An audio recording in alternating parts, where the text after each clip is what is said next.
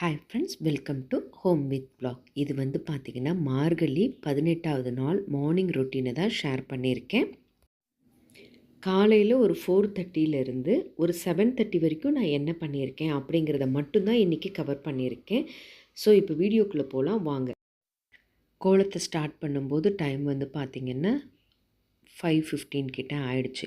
ரெகுலராகவே இந்த நேரம் தான் ஆகும். ஏதோ 1 or 2 மினிட்ஸ் மட்டும் கொஞ்சம் டிஃபர் ஆகிற மாதிரி இருக்கும்.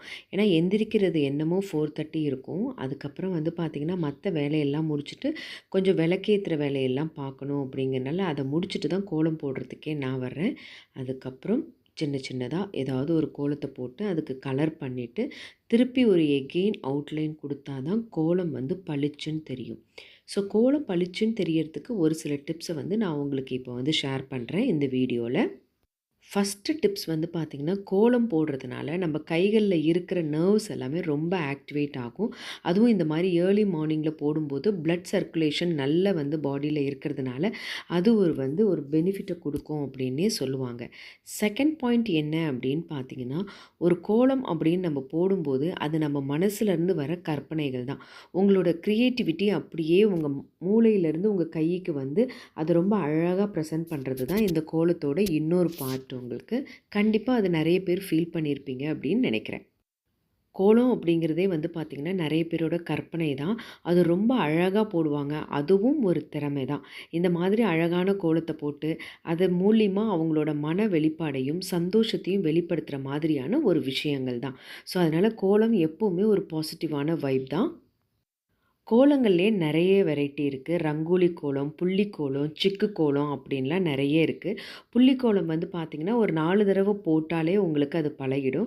ரங்கோலி அப்படிங்கிறது வந்து ட்ராயிங் தான். இப்போ இந்த மெகந்தி ஆர்டிஸ்ட் அவங்கெல்லாம் கூட பார்த்திங்கன்னா இந்த ரங்கோலியெல்லாம் அவ்வளோ அழகாக ட்ரா பண்ணுறாங்க. அது ஒன்று. சிக்கு கோலம் அப்படிங்கிறது வந்து பார்த்திங்கன்னா அது கம்பியாக வரும். போடுறது கொஞ்சம் சிரமம். பட் அதை போடுறவங்களோட மூளை எல்லாமே அவ்வளோ ஷார்ப்பாக இருக்கும் அப்படின்னு சொல்லுவாங்க. இந்த சிக்கு கோலம் ஒருத்தவங்க போடுறாங்கன்னா அவங்களுக்கு லைஃப்பில் வர்ற ப்ராப்ளம் எதுவாக இருந்தாலும் ரொம்ப ஈஸியாக சால்வ் பண்ணிடுவாங்க அப்படின்னே முன்னோர்கள்லாம் சொல்லுவாங்க.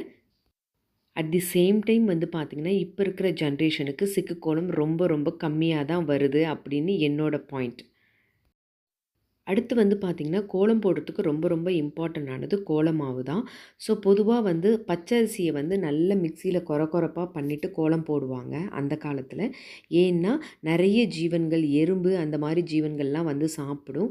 அதுக்கும் ஒரு உணவு மாதிரி இருக்கட்டுமே அப்படிங்கிற ஒரு நல்லெண்ணத்தில் தான் இந்த கோலமே வந்து போட ஆரம்பித்தாங்க அப்படின்னு சொல்லிட்டு சொல்கிறதும் உண்டு. பட் இதில் எந்த அளவுக்கு நிஜம் இருக்குதுன்னு எனக்கு தெரியாது. பட் கோலம் போடும்போது வெறும் அரிசி மாவு மட்டும் போட்டு கோலம் போட்டால் அது வந்து தரையிலையும் ஸ்டிக் ஆகிறது கிடையாது. அந்த கோலத்தோட ஃப்ளோவும் ஒன்றும் பெருசாக நல்லா வர்றதில்ல.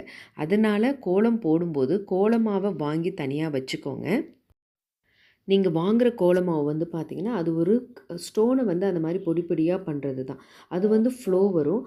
பட் ஆனால் அதில் ஒரு விஷயம் என்னென்னா கோலத்தை அப்படியே டைரெக்டாக வாங்கி போடும்போது வாசலில் போடும்போது அந்த பளிச்சுன்ற அந்த லுக் வந்து வராது. ஸோ அந்த பளிச்சுன்னு உங்களுக்கு பார்க்குறதுக்கு பிரைட்டாக இருக்கிறதுக்கு இந்த ஒரு பொருளை நீங்கள் ஆட் பண்ணிங்கன்னா கோலத்தோட ஃப்ளோவும் உங்களுக்கு ரொம்ப சூப்பராக வரும். அதே மாதிரி வாசலில் பார்க்கும்போதும் நல்லா பளிச்சுன்னு இருக்கும். மாதிரி வெளியில் மூட்டைங்களில் அவைலபிள் ஆகும். சில ஊரில் படியில் கொடுப்பாங்க. சில ஊரில் பேக்கெட்டாகவே போட்டுட்டு கூட பூஜை ஸ்டோர்ஸ்லலாம் வச்சுருப்பாங்க. அந்த மாதிரி கோல மாவை வாங்கிட்டு வந்து அதில் ஈக்குவலாக நீங்கள் வந்து பச்சரிசி மாவு கலக்கிறதா இருந்தாலும் கலக்கலாம். அப்படி இல்லைன்னா அதில் குவார்ட்டர் பகுதி கூட நீங்கள் வந்து கலந்துக்கலாம். அதாவது ஒரு படி அப்படின்னா 1/4 படி நீங்கள் பச்சரிசி மாவை நல்லா அதோட மிக்ஸ் பண்ணிக்கிட்டிங்கன்னா கோலம் போடுறதுக்கு ரொம்ப ரொம்ப சூப்பராக இருக்கும். ஸோ எனக்கு தெரிஞ்ச கோலத்தோட சில டிப்ஸை தான் உங்களுக்கு கூட வந்து பகிர்ந்திருக்கேன். இது உங்களுக்கு பிடிக்கும் அப்படின்னு நினைக்கிறேன். நாளைக்கு வேறு ஒரு கோலத்தோட வேறு ஒரு கண்டென்ட் வேறு ஒரு டிப்ஸோடு நான் உங்களை வந்து பார்க்குறேன். தேங்க்ஸ் ஃபார் வாட்சிங். See you again.